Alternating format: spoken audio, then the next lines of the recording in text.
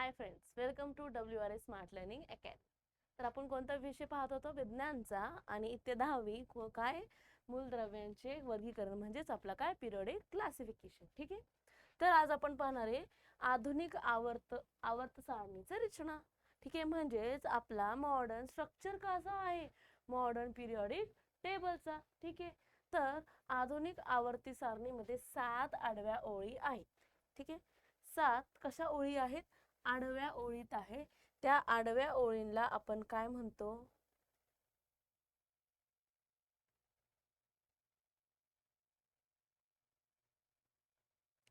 7 आडव्या ओळी आहेत, त्यात म्हणजे 1 ते 7 ते आवर्त. 1 ते 7 काय आहे? आवर्त. म्हणजे आपण त्याला काय म्हणतो? पिरियड असं म्हणतो. ठीक आहे. त्याच्यानंतर तसेच ह्या सारणीतील 18 उभे उभे काय स्तंभ आहे. उभे काय आहे? स्तंभ आहे. म्हणजे किती? 1 ते 18. ह्याला आपण काय म्हणतो? गण. गण म्हणजे काय? आपला ग्रुप असतो. गण म्हणजे काय असतो? आपला ग्रुप. तर आवर्त व गण ह्यांच्या रचनेतून चौकटी तयार केलेत. बरोबर आहे. आवर्त आणि गण हे ठरवण्यासाठी, त्यांच्या रचना करण्यासाठी काय पहिलं ठरवलेलं आहे की चौकटीत हे कसे आले पाहिजे. ठीक आहे. त्याच्यानंतर ह्या चौकटीमध्ये वरच्या बाजूला ओळीच्या अनुअंक दर्शवलेला आहे. बरोबर आहे. वरच्या बाजूला नाव लिहिले आणि वरच्या बाजूला काय लिहिले? जे ओळी आहे त्यांचे अनुअंक किती आहे ते लिहिलेले. ठीक आहे. मी सांगणार तुम्हाला, दाखवणार तुम्हाला. प्रत्येक चौकट ही एका मूलद्रव्यांची जागा आहे. प्रत्येक चौकटामध्ये प्रत्येकी एकच मूलद्रव्याची जागा ठरवलेली आहे. ठीक आहे. 7 ओळी व्यतिरिक्त आवर्त सारणीच्या तलाशी घेतल्यानंतर 2 ओळी स्वतंत्रपणे दाखवल्या. खाली खाली इथे असा, इथं असा, त्याच्यानंतर खाली खाली 2 ओळी स्वतंत्रपणे दाखवल्या. त्यांना आपण काय म्हणतो? लॅन्थेनॉइड श्रेणी आणि काय ऍक्टिनॉइड श्रेणी. ठीक आहे. श्रेणी म्हणजे मी म्हणणार सिरीज. ठीक आहे. तर 2 श्रेणी सहित आवर्तनीमध्ये 118 चौकटी बनवल्यात. किती बनवल्यात? 118 माहित होते ना. म्हणून किती चौकटी बनवल्यात? 118 चौकटी बनवल्यात. म्हणजेच आधुनिक आवर्त सारणीमध्ये 118 मूलद्रव्यांसाठी जागा बनवलेला आहे. ठीक आहे. तर दुसरं पाहू. अगदी जर अलीकडे आपण पाहिलं की काही काळ जी मूलद्रव्यांची निर्मिती आपण प्रयोगासाठी केलेली होती ती सिद्ध झाली. त्याच्यामुळं मॉडर्न पिरियोडिक टेबल ही पूर्ण भरून झाली आणि 118 मूलद्रव्यांची जागा ही पूर्णपणे काय केली गेली? शोधली गेली. तसंच संपूर्ण आवर्ती सारणीत 4 प्रकारचे काय चार प्रकारे विभागलेले असतात. पहिला असतो काय? एस खंड, म्हणजे आपण त्याला म्हणतो एस ब्लॉक. ठीक आहे. त्याच्यानंतर पी खंड, त्याच्यानंतर त्याला आपण काय म्हणतो? P block. आणि त्याच्यानंतर डी खंड, म्हणजे त्याला आपण काय म्हणतो? D block. आणि त्याच्यानंतर एफ खंड, म्हणजे आपण त्याला काय म्हणतो? F block. हे असे चार खंडांमध्ये ही जे पिरियोडिक टेबल आहे आपली पूर्णपणे विभागली गेलेली आहे. तर एस खंड आहे ना, एस खंड ह्याच्यामध्ये फक्त 2च रचना आहे. 1 आणि 2, 1 आणि 2. आणि जे 13 खंड आहेत ना, 13 ते 18 हे पी खंडामध्ये येतात. 13 ते 18 कशामध्ये? ते पी खंडामध्ये येतात. तसंच 3 ते 12 हे डी खंडामध्ये येतात. तसंच जे तळात आहे ना, तळात त्यांच्यामध्ये लॅन्थेनॉइड आणि ऍक्टिनॉइड श्रेणी असतात. त्यांच्यामध्ये कोणत्या? लॅन्थेनॉइड आणि ऍक्टिनॉइड श्रेणी असतात. त्याला आपण काय म्हणतो? एफ खंड असा म्हणतो. जे खालचे आहे ना, खालचे असे असतात. हे खालचे आहे ना, त्यांना आपण काय म्हणतो? एफ ब्लॉक, म्हणजे लॅन्थेनॉइड आणि ऍक्टिनॉइड अशी सिरीज असे म्हणतो. ठीक आहे. तर आपण जर पाहिलं की डी खंडामधील मूलद्रव्य हे वेगवेगळे झाले.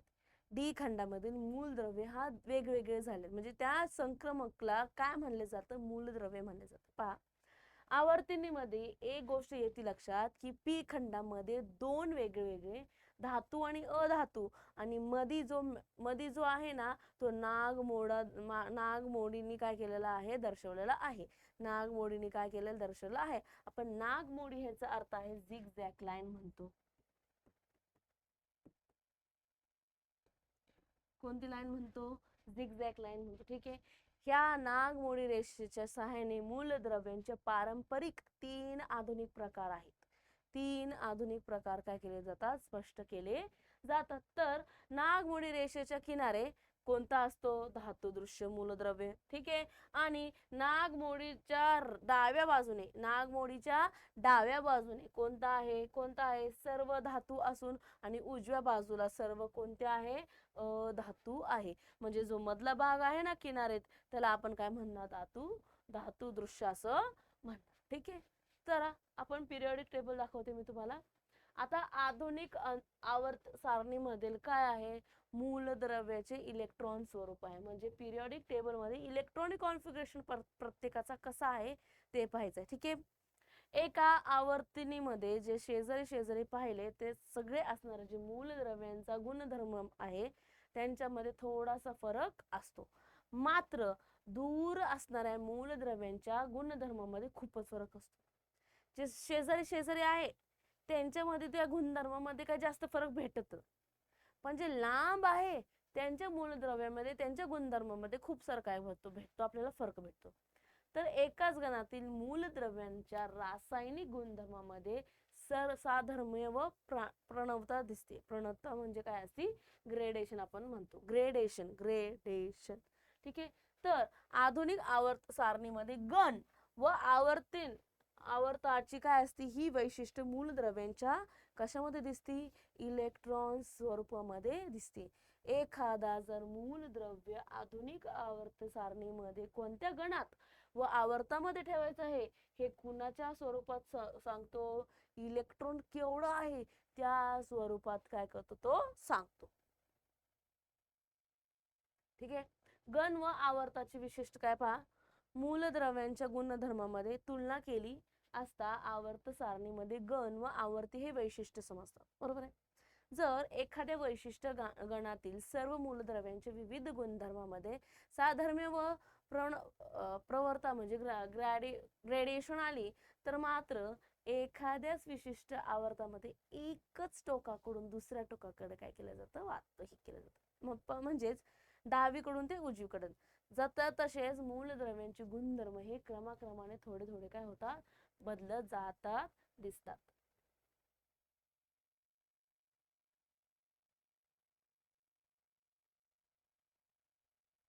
पहा आता गण व काय पाहिजे आपल्याला? इलेक्ट्रॉनिक ग्रुप्स आणि त्याचे असणारे इलेक्ट्रॉनिक कॉन्फिगरेशन पाहिजे. ठीक आहे. तर या गणातील पहिले 4 मूलद्रव्यांचे इलेक्ट्रॉन स्वरूपात लिहिले आहे. तर मी सांगते तुम्हाला हे जे इलेक्ट्रॉन स्वरूप आहे ते ह्याच्यामध्ये काय आहे? KL आणि M शेल आहे. हे तुम्हाला मी पुढच्या स्वरूपात कसे हे 4 मूलद्रव्य म्हणजे 4 मूलद्रव्यामध्ये काय काय संयोज असतील हे जर आपण पाहणार आहे. ठीक आहे. म्हणजेच आपल्याला काय सांगतो पहा, तुम्हाला दिसते की गण 1 आहे. ठीक आहे. गण 1 आहे म्हणजेच अल्कधातूंच्या कुलामधील काय असतं? सर्व मूलद्रव्यांच्या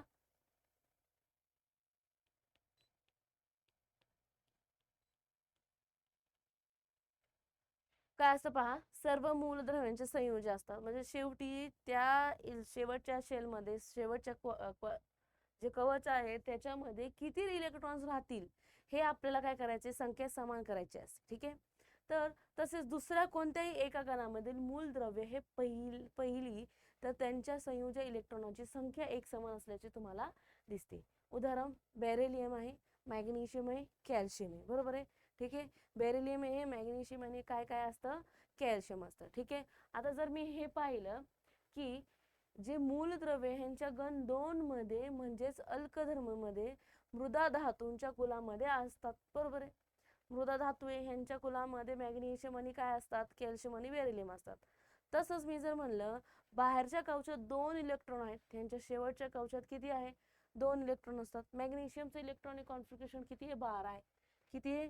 12 आहे. पाहिलं तर 2 पाहिलं ना 2 8 आणि किती 2 म्हणजे किती झाले? 12. म्हणजे शेवटचे जे कवच आहे त्याचे किती झाले? 12 झाले. किती झाले शेवटच्या कवचामध्ये? म्हणजे आपली व्हॅलेन्सी किती राहिली त्याची? 2 राहिली. ठीक आहे. तेच त्यांनी सांगितलंय की ह्या सगळ्यांचे मूलद्रव्याचे गण हे 2 म्हणजे अल्कधर्म काय राहतात? त्यांच्याच बाहेरच्या कवचात पण किती इलेक्ट्रॉन्स राहतात? 2 इलेक्ट्रॉन्स राहतात. तसंच जर आपण 17 जर पाहिलं ना, 17 हॅलोजन म्हणजे काय?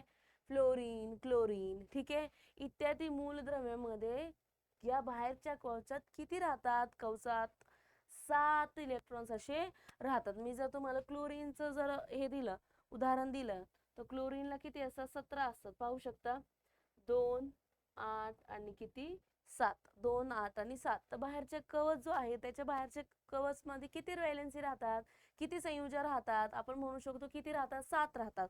ते 7 म्हणजेच त्याला 1 इलेक्ट्रॉन लागतं काय बनवण्यासाठी? पूर्ण ऑक्टेट कंप्लीट करण्यासाठी. ठीक आहे.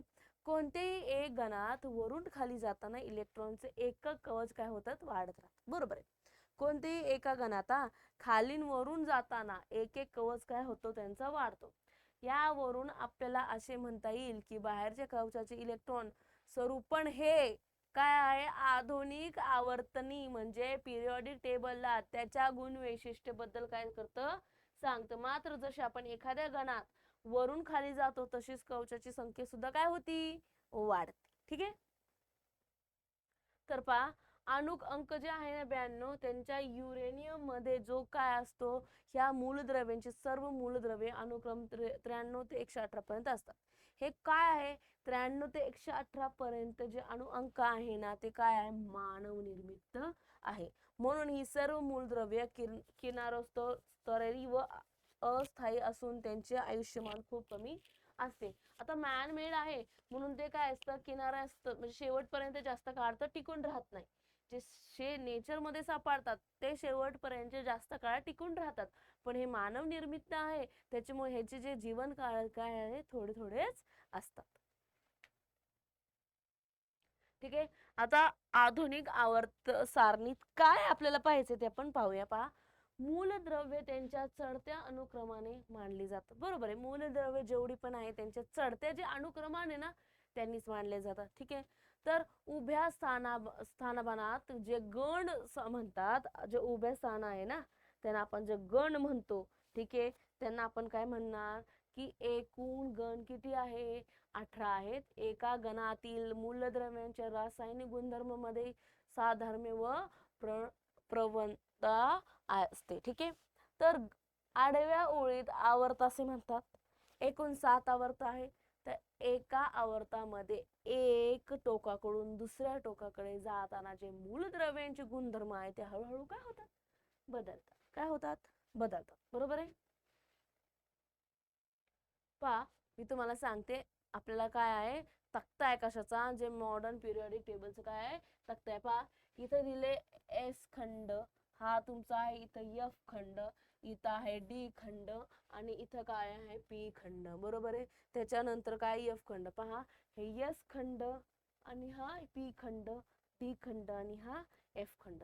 तर असं अणु अंक संख्या इलेक्ट्रॉन हा तुम्हाला 11वीत पाठ करण्यासारखा आहे. 11वी आणि 12वी. तर मी तुम्हाला सांगते हॅलोजन आपण कसं पाठ करायचं. पहा हाय लीना केम रूबी सेंटर मध्ये फिरते, बेटा मागे कार सफारी बाप राजी. असे तुम्हाला आधुनिक काळात जे हे आहे ते मोठ्या ज्या तुम्ही वर्गात गेले सायन्स शिकण्यासाठी तर तुम्हाला हे बेसिक सांगितलं जाणार. तर हेच फक्त सांगितले की पहा एक ते जर आहे आपण जे 1 आणि 2 ग्रुप जर पाहिले तर त्यांचे जे इलेक्ट्रॉनिक कॉन्फिगरेशन काय आहे ते पाहू शकता. त्याच्यानंतर 3 ते जे 12 ग्रुप आहे ते डी खंडामध्ये काय केले जातात? मोडले जातात. आणि पी खंड जे आहे ते 13 ते 18 म्हणजे हे जे उभे आहेत हे कशामध्ये केले जातात? 1 ते 18 मध्ये काय केले जातं? मोडले जातात. ठीक आहे.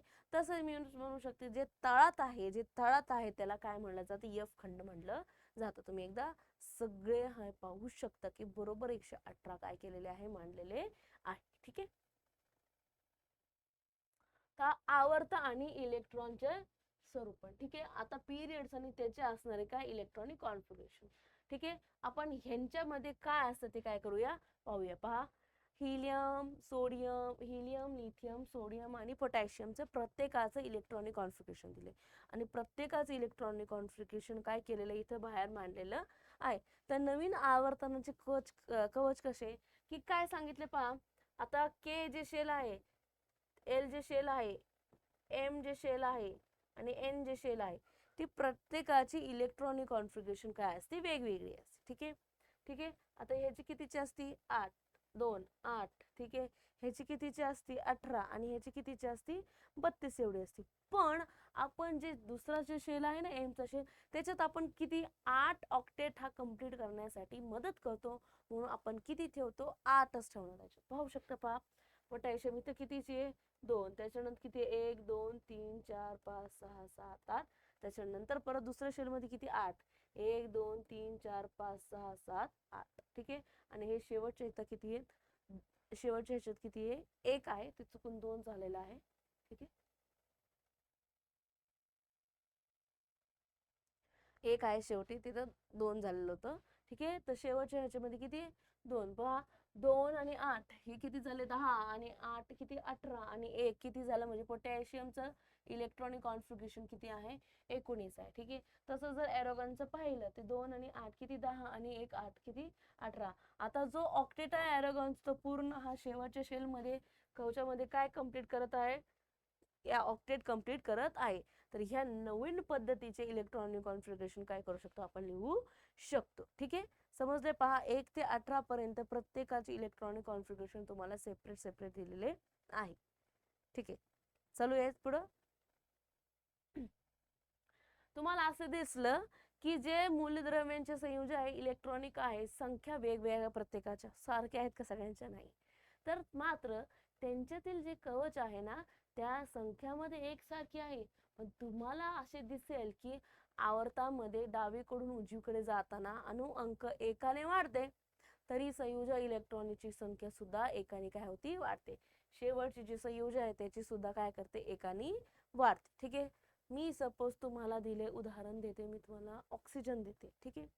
तर ऑक्सिजनचं किती आहे, किती आहे 8 आहे. तर 2 एका शेल मध्ये आणि 6 एका शेल मध्ये, म्हणजे ह्याला किती कंप्लीट करण्यासाठी लागतात ऑक्टेट 2 कंप्लीट, म्हणजे ह्याला कितीची गरज आहे 2 इलेक्ट्रॉनची गरज आहे, ठीक आहे. म्हणजे जसं आपण वाढतो तसं तसे ह्याची इलेक्ट्रॉनची संख्या सुद्धा काय करते वाढते, ठीक आहे. पहा आता आपल्याला असे लक्षात येते की मूलद्रव्यामधील इलेक्ट्रॉन्स असलेले कवचाची संख्या एकसारखी आहे. तसंच मूलद्रव्य एकाच आवर्तात सुरू होतात, तर दुसऱ्या आवर्तामध्ये lithium beryllium boron carbon nitrogen oxygen आणि फ्लोरीन व निऑन ह्या मूलद्रव्यांचे काय असतात के व एल ह्या दोन कवचामध्ये इलेक्ट्रॉन्स येतात, बरोबर आहे. के आणि एल ह्या दोन कवचामध्ये इलेक्ट्रॉन्स येतात. एक उदाहरण सांगते, लिथियमचं किती आहे 3 आहे, ठीक आहे. म्हणजे किती 2 आणि 1, पहा हे 2, ठीक आहे. आणि हा 1 किती झाला, हे 2 कवच झाले. हा पहिला कवच जो झाला हा के चा झाला, बरोबर आहे. आणि हा जो दुसरा कवच, हा जो दुसरा कवच आहे तो कशाचा झाला एम चा झाला. समजलं तुम्हाला, ठीक आहे. दुसरं काय सांगितले पहा आता, तिसऱ्या आवर्तामध्ये असलेल्या sodium magnesium aluminium silicon potassium sulphur chlorine व एरागॉन, ठीक आहे. ह्या मूलद्रव्यांचे के एल व एम ह्या 3 कवचामध्ये इलेक्ट्रॉन असतात, बरोबर. ह्या 3 कवचामध्ये काय असतात इलेक्ट्रॉन असतात. तुम्हाला मी देते सोडियमचं, सोडियमचं इलेक्ट्रॉनिक किती असतं 11, किती असतं 11, ठीक आहे.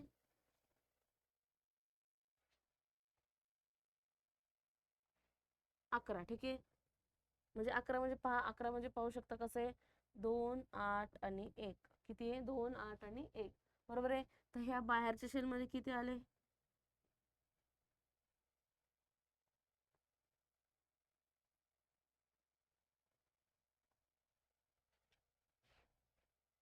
बाहेरच्या शेल मध्ये किती, मी इथं तुम्हाला सांगते सोडियमचं, ठीक आहे. किती 2 8 आणि 1, बरोबर आहे. आता 3 हे याच्यामध्ये आले कोणत्या के एल आणि एम मध्ये आले, ठीक आहे. तर के एल आणि एम मध्ये आलेत म्हणल्यावरती पहा पहिला जो आहे, ठीक आहे. आता पहिल्या इलेक्ट्रॉनची किती आहे 2 ची कॅपॅसिटी असते, 1 2, बरोबर आहे. दुसऱ्याची कितीची आहे, कितीचे 8 आहे का 8, तर किती झाले 8, 1 2 3 4 5 6 7 8, बरोबर आहे. तिसऱ्याची किती झाली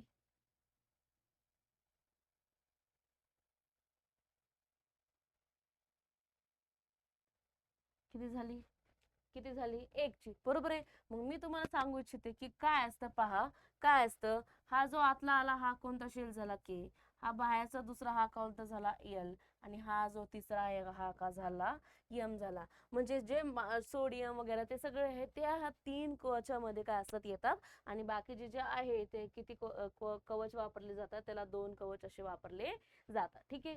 तसंच ह्या मूलद्रव्यांचे इलेक्ट्रॉन स्वरूप लिहा व खात्री करा, म्हणजे खात्री आता केलेली आहे. ठीक आहे. तसंच आधुनिक आवर्ती सारणीमध्ये एका आवर्तामध्ये डावीकडून उजवीकडे जाताना बाहेर कवचाचे इलेक्ट्रॉन्स भरलेले जातात, बरोबर आहे. डावीकडून उजवीकडे जाताना बाहेरचे जे कवच त्यांचे इलेक्ट्रॉन्स काय केले जातात, भरले जातात. तसंच जर मी पाहिलं तर पुढच्या आवर्त सुरू होताना नवीन इलेक्ट्रॉन्स कवच भरले सुरुवात होते, नवीन इलेक्ट्रॉन्स भरायला काय होते, सुरुवात होते.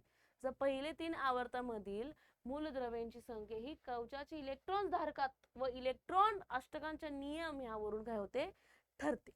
ठीक आहे. समजलं असेल तुम्हाला? ठीक आहे. समजलं असेल तर आपण काय करूया, पुढचं घेऊया. हा, प्रत्येकाची एन ची किंमत असते किती असते हे मी तुम्हाला सांगितलेलं आहे. तर प्रत्येकाची एन ची किंमत काय करूया आपण पाहूया. आहे आपल्याकडे एन ची किंमत, आपल्या एन ची किंमत आहे पहा, कवचाच्या इलेक्ट्रॉन धारकेनुसार पहिल्या आवर्तात 2 मूलद्रव्ये आहेत, बरोबर आहे. आणि दुसऱ्या आवर्तात किती आहे, 8 मूलद्रव्ये आहे. तर इलेक्ट्रॉनच्या अष्टकांचा नियमानुसार तिसऱ्या आवर्तात किती आहे, सुद्धा 8 मूलद्रव्ये आहेत. ठीक आहे. पुढील आवर्तामध्ये जर पाहिलं तर इलेक्ट्रॉन भरण नियंत्रित करणारे आणखी काही घटक असतात, त्याचा विचार पुढील इत्यामध्ये काय केला जातो, आपल्याला केला जातो. पण मूलद्रव्यांची रासायनिक अभिक्रियाशीलता ही त्याच्या संयोजक इलेक्ट्रॉनची काय असते, संख्या व संयोजक कवच कोणते आहेत यावरून काय करते, ठरवते, बरोबर आहे. ह्या दोन्ही बाबींची माहिती आधुनिक आवर्तन मूलद्रव्यात स्थान कुठे आहे, कोणत्या गणात आहे व आवर्तात आहे यावरून काय करते, ठरते.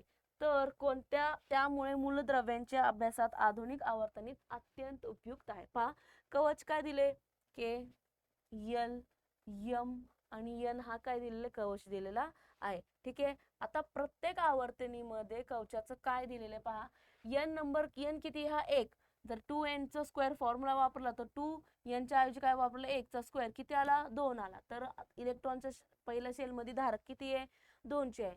दुसरा किती आहे, के यल, तर काय आहे, एन आणि काय आहे, 2, बरोबर आहे. तर किती एन ची व्हॅल्यू इथं 2, तर 2 चा स्क्वेअर किती असतो रे, 4, आणि 4 आणि 2 किती झाले, 8, बरोबर आहे. तसंच इथं किती आलं, 8. ठीक आहे. तसंच तिथं किती गेलंय, एन जर 3 असेल तर किती, 3 चा स्क्वेअर म्हणजे किती आला, 18, आणि इथं 4 आहे एन, तर किती आला, 32. म्हणजे आपले जे एन ची व्हॅल्यू आहे प्रत्येकाची, के मध्ये 1, यल मध्ये 2, एम मध्ये 3 आणि एन मध्ये किती आहे, 4 व्हॅल्यू आहे. ठीक आहे.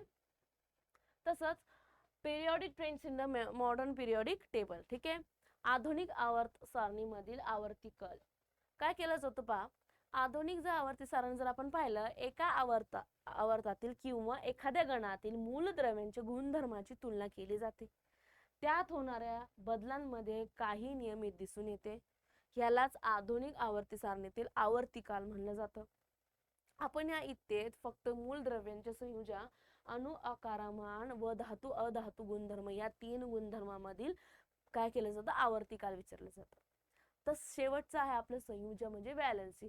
शेवटच्या ग्रुपमध्ये, शेवटच्या कवचामध्ये किती व्हॅलेन्सी राहते, किती इलेक्ट्रॉन्स राहतात, त्याला आपण काय म्हणणार, व्हॅलेन्सी असं म्हणणार. एवढं लक्ष ठेवायचे, 3च्या पेक्षा जर कमी व्हॅलेन्सी असेल तर त्याला द्यावा लागत नाही, पण जर 4च्या पुढे जर व्हॅलेन्सी असेल तर त्याला इलेक्ट्रॉन्स द्यावा लागतात. काय कंप्लीट होण्यासाठी, त्याचा जो ऑक्टेट आहे ना तो कंप्लीट होण्यासाठी. ठीक आहे. पहा, मूलद्रव्यांच्या अणूंच्या बाहेर कवचात असणाऱ्या इलेक्ट्रॉन म्हणजे संयोजा इलेक्ट्रॉनच्या संख्येवरून व त्या मूलद्रव्यांच्या संयोजावर ठरते. मागील त्यामध्ये आपण काय केले, पाहिलेले आहे. ठीक आहे. समजलं हे? पहा, संज्ञा दिलेली आपली, अणू दिलेले, संज्ञा दिलेली आहे, अणू दिलेले, अणुअंक दिले, इलेक्ट्रॉन दिले, स्वरूपण दिले आणि संयोज दिले. हे काय, संयोजा, हा स्वरूपण, हे इलेक्ट्रॉन्स किती आहे आणि हा संख्या कोणती आहे. ठीक आहे. हे पाहिलेले आपण. हे तुम्हाला त्या आपण जे पिरियडिक टेबल दिलेलं ना मागचं पाहिलं होतं त्याच्यानुसार हे तुम्हाला काय करायचं, फिलअप करायचं आहे. की 1 वरती एच आहे सपोज, वन वरती काय एच आहे, खाली त्याचे काय होतं हे सगळं काय करायचं तुम्हाला फिलअप करायचं आहे. ठीक आहे. ओके, लिथियम होतं, सोडियम होतं. ठीक आहे, त्याच्यानंतर काय होतं हे काय करायचं तुम्हाला फिलअप करायचं आहे. ठीक आहे. नेक्स्ट, अणु आकारमान म्हणजे महत्वाची गोष्ट, ऍटॉमिक साईज. आकारमान हा द्रव्यांचे मूलभूत गुणधर्म आहे बरं का. आणि आपण मागील इत्यामध्ये पाहिलेलं आहे की अणूंचे आकारमान त्याच्या त्रिज्येनुसार काय करतं दर्शवलं जातं. जेवढं त्याची त्रिज्या तेवढं त्याचं काय ऍटॉमिक साईज. अणुत्रिज्या म्हणजे अणुकेंद्रक व बाहेरच्या कवचा ह्यामधील अंतर. अणुत्रिज्या म्हणजे जे अणुकेंद्रक आहे ना, अणुत्रिज्या म्हणजे हा जो अणुकेंद्रक आहे ना, हा अणुकेंद्रक यांच्या या बाहेरच्या कवच हे आहे काय आपला अणुत्रिज्या. काय आहे आपला अणुत्रिज्या आहे.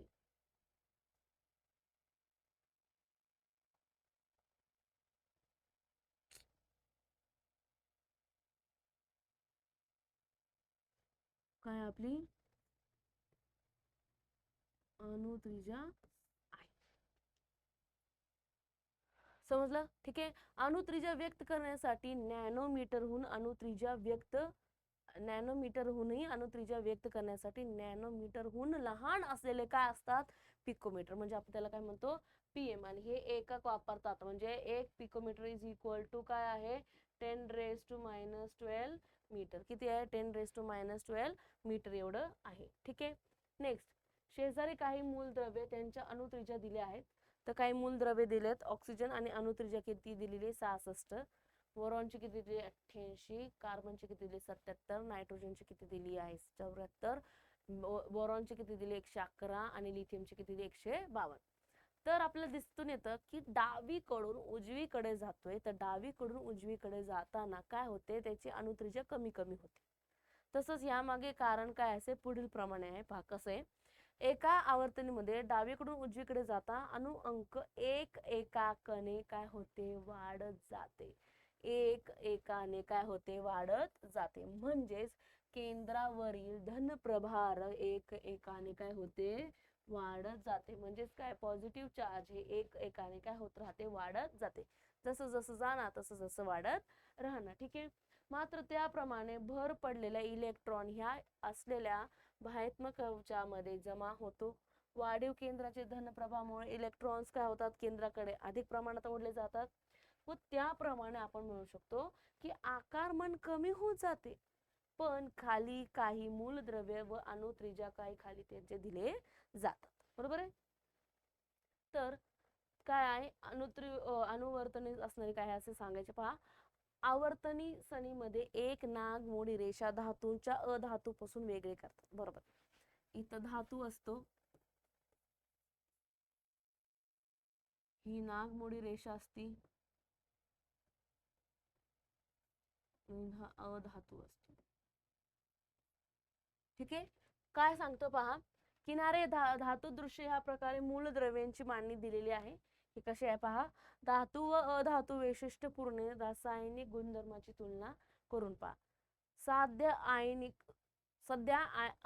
आयनिक संयुगांचे रासायनिक जर आपण सूत्रावरून जर पाहिले की त्यातील धनायन ह्या धातूपासून तर ऋणायन या काय अधातूपासून बनलेले आहे. ठीक आहे. धनायन जर आपण पाहिले तर आणि आयनान जर आपण पाहिले ह्या काय ह्याच्यापासून बनलेले आहे. ठीक आहे. ऋणायन जर मी म्हणलं तर कुठं आहे ऋणायन. हा, ऋणायन हा जो आहे कोणता चार्ज असतो नेगेटिव्ह चार्ज असतो, म्हणजे आपला एनायन असतो. ठीक आहे. आणि तो अधातूपासून बनलेला आहे. आणि काय धातूपासून काय बनलेला आहे की धनायन हा बनलेला आहे. ठीक आहे. तर धातू अणूंची प्रवृत्ती स्वतः संयोजा इलेक्ट्रॉन मध्ये गमवून धनायन बनवायची असते. यालाच मूलद्रव्यात विद्युत धनता असं म्हणतात. ह्याच मूलद्रव्यात ह्याला काय म्हणतात विद्युत धनता असं म्हणतात. ह्याला विद्युत धनताला आपण इलेक्ट्रोनेगेटिव्हिटी सुद्धा म्हणतो बरं का. इलेक्ट्रो म्हणजे तुम्हाला 11वी 12वीला टेन्शन नको की काय बाबा धनायन काय आहे विद्युत धनता काय आहे. ठीक आहे. इलेक्ट्रोनेगेटिव्ह सुद्धा म्हणतात. म्हणजे इलेक्ट्रॉन्स पण आणि नेगेटिव्ह पण, बरोबर आहे, इलेक्ट्रॉन पण आणि नेगेटिव्ह पण. त्या उलट अधातूच्या अणूंची प्रवृत्ती बाहेरून इलेक्ट्रॉन्स कसे असतात, कवच स्वीकार करून ऋणायन बनवायची काय करतात असतात. आणि आपण आधीच पाहिले की आयनांना म्हणजे काय, आयोनायझेशन, बरं का, आयोनायझेशन म्हणजे आयन्स प्रेझेंट असतात. आयन्स प्रेझेंट असतं मी म्हणू शकते. आता आयन्स कोणते आले, पॉझिटिव्ह, आणि कोणते आले, निगेटिव्ह आले. ठीक आहे. तर स्थायी इलेक्ट्रॉन स्वरूपण काय असतं त्यात दिलेले असतात. ठीक आहे. जर आता दुसरा पाहूया आपण काय सांगितले पहा. ठीक आहे. संयुजा कवचामध्ये इलेक्ट्रॉन गमावण्यासाठी किंवा संयुजा कवचामध्ये इलेक्ट्रॉन स्वीकारण्यासाठी अणूंची शक्ती कशी ठरते, क्षमता कशी ठरते पहा. कोणत्याही अणूतील सर्वच इलेक्ट्रॉन हे त्यांच्या व धन प्रभारी केंद्रामुळे प्रयुक्त होतात. कशामुळे होतात, धन प्रभारी केंद्रामुळे काय होतात, प्रयुक्त होतात. म्हणजे पॉझिटिव्ह चार्जमुळे काय होतात, ते प्रयुक्त होतात. आता काय करायचं, आपल्याला काम करायचं आहे. ठीक आहे. त्याच्यानंतर काय सांगितले जाते की प्रयुक्त होणारे आकर्षण जे बळामुळे अणूमध्ये धरून ठेवले जातात, त्या संयुज कवचाला इलेक्ट्रॉन व अणुकेंद्र यांच्या दरम्यान आतील कवचामध्ये इलेक्ट्रॉन असतात. बरोबर आहे. त्यामुळे संयुज इलेक्ट्रॉन आकर्षणाबद्दल प्रयुक्त करणारे परिणामी केंद्रीय प्रभार हा मूळच्या केंद्रीय प्रभारापेक्षा थोडासा काय असतो, कमी असतो. पण धातूमध्ये असणारी संयुजा इलेक्ट्रॉनची संख्या कमी असते, 1 ते 3 असते. तर ह्या संयुजामध्ये प्रयुक्त होणारी परिणामी केंद्रकीय प्रभार सुद्धा कमी असतो. या दोन्ही घटकांचा एकत्रित परिणाम म्हणून काय असतो, धातूमध्ये संयुज इलेक्ट्रॉन ही गमावून स्थायी राजवायू म्हणजे नोबल गॅस आपण म्हणतो त्याला, स्वरूपण असलेलं धनायन बनण्याची काय असते, प्रवृत्ती असते. ठीक आहे. आता धनायन बनण्याची काय असते, त्याच्यामध्ये प्रवृत्ती असते. तर मूलद्रव्यांचे हे प्रवृत्ती अथवा विद्युत घनता म्हणजेच त्या मूलद्रव्यांचा धातू गुणधर्म हा असतो. ठीक आहे. तर पाहूया आपण काय असतो धातू. हा आहे पूर्णपणे कोणता, काय आहे, धातू. हा धातू काय आहे, सदृश्य, आणि हा काय आहे, अधातू. ठीक आहे. हा पहा, कमी होत जाणारी अणुत्रिज्या, वाढत जाणे विद्युत तरुणता व अधातू गुणधर्म, आणि कमी होत जाणारी काय असते, घनता व काय असती, धातू व गुणधर्म. ठीक आहे. समजलं कशी कमी होते. ठीक आहे. पहा, आधुनिक आवर्त सारणीमध्ये स्थानावरून मूलद्रव्यांचे धातू गुणधर्माचा आवर्ती कल हा स्पष्ट करून समजून येतो. प्रथम एका गणातील मूलद्रव्यांचा धातू गुणधर्म हा विचारात घेतला जातो. एक गणात वरून खाली जाताना नव्या कवचाची भर पडून केंद्र व संयुज इलेक्ट्रॉन्स यांच्यातील अंतर वाढते. तसंच मी म्हणू शकते केंद्रीय प्रभार होऊन कमी संयोजी इलेक्ट्रॉन मध्ये आकर्षण बल काय होतो, तो सुद्धा काय होतो, कमी होतो. त्यामुळे संयोजी इलेक्ट्रॉन मध्ये गमवण्याची अणूंची प्रवृत्ती वाढते. तसंच संयोजी इलेक्ट्रॉन मध्ये गमवल्यानंतर उपांत्य कवच बाह्यत्म काय असतं, ठरतं. ठीक आहे. जर जो बाहेरचा कवच आहे त्याच्यातला जो गुणधर्म आपण दुसऱ्या कवचामध्ये दिला, तो त्याचा जो आतमधला जो दुसऱ्या नंबरचा त्याच्या बाहेरच्या शेजारचा म्हणते मी, बाहेरच्या शेजारचा आहे जो कवच असतो त्याला आपण काय म्हणतो, उपांत्य. काय म्हणतो, उपांत्य कवच असं म्हणतो. म्हणजे तो किती बाहेरच्या हा दुसऱ्या नंबर मध्ये येतो. सेकंड आउटर मोस्ट शेल म्हणतो आपण, सेकंड आउटर मोस्ट शेल असं म्हणतो. ठीक आहे. नेक्स्ट काय सांगितलं आता त्यांनी पहा की हे उपांत्य कवच पूर्ण अष्टक असल्यामुळे तयार झालेला असतो. कारण कवचाचा पूर्ण अष्टक आहे ना, म्हणून तयार झालेला असतो. आणि धनायनला विशेष स्थैर्य काय होतं, प्राप्त होतो. स्थैर्य म्हणजे स्टेबिलिटी, एकदम स्थिर असणारा. काय म्हणतो, स्थैर्य म्हणजे काय, स्थिर असणार. ठीक आहे. त्यामुळे इलेक्ट्रॉन गमावण्याची अणूंची प्रवृत्ती आणखी वाढते. पण संयुजा इलेक्ट्रॉन गमावण्याच्या अणूंची प्रवृत्ती म्हणजे धातू गुणधर्म, त्यामुळे गणात वरून खाली जाताना काय होतं, मूलद्रव्यांचा धातू गुणधर्म वाढण्यास काल दिसून येते. ठीक आहे. पहा, एक आवर्तात डावीकडून उजवीकडे जाताना बाह्यत्म कवच तेच होत राहते. पण मात्र आपण जर म्हणलं ना, केंद्रावरील धनप्रभार वाढत गेल्याने व अणु त्रिज्या कमी होत गेल्याने काय होतं, प्रवृत्त होणारा जो परिणाम असतो ना, तो काय होतो, तो सुद्धा केंद्रकीय प्रभार सुद्धा काय होतो, वाढत जातो.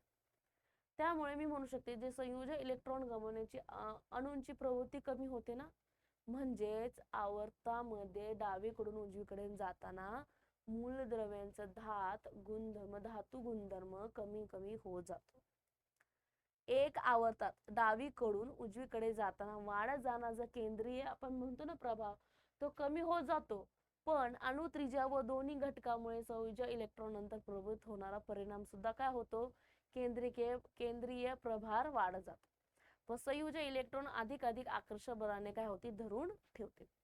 ह्यालाच अणूंची काय विद्युत अशी ऋणता म्हणतात. एका आवर्तामध्ये डावीकडून उजवीकडे जाताना वाढत जाणाऱ्या विद्युत ऋणामुळे बाहेर इलेक्ट्रॉन स्वीकारून पूर्ण अष्टक काय करतात, स्थितीमध्ये बाहेरून इलेक्ट्रॉन स्वीकारतात की तू दे मला काय बनवायचे, पूर्ण अष्टक बनवायचे.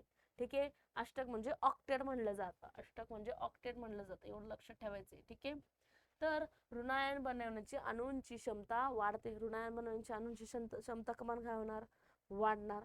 ठीक आहे, ऋणायन बनवण्याची अणूंची क्षमता काय होणार, वाढणार. ऋणायन म्हणजे आपल्याला माहिती आहे एनायन म्हणतो आपण. ठीक आहे, आणि ऋणायन बनवण्याची प्रवृत्ती किंवा विद्युत ऋणता म्हणजेच काय, मूलद्रव्यांचा अधातू गुणधर्म होय. धातू म्हणजे जे पॉझिटिव्ह बनवतो आणि अधातू म्हणजे ते काय म्हणतो, निगेटिव्ह बनवतो. ठीक आहे, धातू म्हणजे काय, पॉझिटिव्ह बनवतो आणि अधातू म्हणजे काय, निगेटिव्ह बनवतो. ठीक आहे, अधातू काय करतो, दुसऱ्यांना देतो, धातू म्हणजे काय करतो, दुसऱ्यांना देतो आणि अधातू म्हणजे दुसऱ्यांकडून घेतो. अधातू म्हणजे काय करतो, दुसऱ्यांकडून घेतो. ठीक आहे, हे काय करायचं, आपल्या काही गोष्टी इथे थोड्याशा लक्ष ठेवायच्यात. कोणत्याही गणाता वरून खाली जाताना मूलद्रव्यांची विद्युत घनता वाढत जाते, तर त्याची विद्युत ऋणता काय होती, घनता जर वाढतीये तर ऋणता काय होणार, कमी होणार. घनता वाढते तर ऋणता काय होती, कमी होती. तसंच कोणत्याही आवर्तात डावीकडून उजवीकडे जाताना मूलद्रव्यांची विद्युत ऋणता वाढते आणि विद्युत ऋणता काय होते, कमी होते. ठीक आहे, कुठून जाताना पहा, डावीकडून उजवीकडे जाताना विद्युत ऋणता काय होते, वाढते आणि घनता काय होते, कमी होते. आणि मूलद्रव्यांत विद्युत घनता व विद्युत ऋणता जेवढी जास्त तेवढी त्याची अभिक्रियाशीलता पण काय होते, वाढते. काम करण्याची क्षमता पण काय होते, त्याची वाढते. ठीक आहे, पहा हॅलोजन कुलातील काय प्रवणता म्हणजे ग्रेडेशन कशामध्ये, हॅलोजनच्या फॅमिलीमध्ये. गण जो 17 पाहिला होता आपण पिरियोडिक टेबल मध्ये, तो हॅलोजन कुलाचा सदस्य आहे. सर्वांचे सर्वसाधारण रेणुसूत्र X असतात. सर्वांचे सर्वसाधारण रेणुसूत्र काय असतात, X असतात. तर गणात वरून खाली जाताना त्यांची भौतिक स्थितीपर्यंत सुद्धा काय होते, दिसून येते. तसंच फ्लोरीनला आपण काय म्हणतो, F2, क्लोरीनला काय म्हणतो, Cl2. हे वायू आहेत, पण ब्रोमीन काय हा द्रव आहे. तर आयोडीन काय आहे, स्थायी आहे. आयोडीन काय हा स्थायी आहे, बरोबर आहे. तर द्रव म्हणजे लिक्विड. ठीक आहे, द्रव म्हणजे लिक्विड. ठीक आहे, नेक्स्ट शेवटचा आहे पहा, M+2H2. माहित आहे का तुम्हाला, हे आपले थोडेसे ऍडव्हान्स गोष्टी असतात, हे सांगितले जातात. M+2H2O MOH2O प्लस H2 देतो. पहा, अल्कधर्मी म्हणजे मेटोलाइट मृदा ही काय असते, धातूंची पाण्याबरोबर अभिक्रिया दर्शवते. सर्वसाधारण रासायनिक समीकरण वर दिली आहेत. दुसऱ्या गणात वरून खाली बेरिलियम, मॅग्नेशियम, कॅल्शियम, स्क्रोटियम, बॅरियम असे जातात. पण जाताना अल्कधर्मी मृदा धातूंची वरील स्थानिक गुणधर्मातील प्रणवता काय होते, दिसून येते. म्हणजे ग्रेडेशन दिसून येते, वाढत कशी जाते. आणि दुसऱ्या गणात वरून खाली जाताना अल्कधर्मी मृदा धातूंची काय होते, अभिक्रियाशीलता काय होते, वाढते. त्यामुळे अभिक्रिया होण्याची सहजता सुद्धा वाढत जाते. त्यामुळे बेरिलियम काय आहे, पाण्याबरोबर अभिक्रिया होत नाही. मॅग्नेशियमचे काय असते, अभिक्रिया पाण्याच्या वाफेबरोबर होत नाही, बरोबर आहे. सॉरी, वाफेबरोबर काय होते, होऊ शकते. तर कॅल्शियम, हेस्टोनियम काय आहे व बेरियम यांच्या पाण्याबरोबर अभिक्रिया काय होती, कक्षात तापमानाच्या काय होते, अधिक प्रमाणात काय होते, दराने होताना काय होते, आपल्याला आढळ जाते किंवा दिसून येते. ठीक आहे, समजलं असेल तुम्हाला. हा ठीक आहे, दुसरं पाहूया काय आहे. Okay, thank you.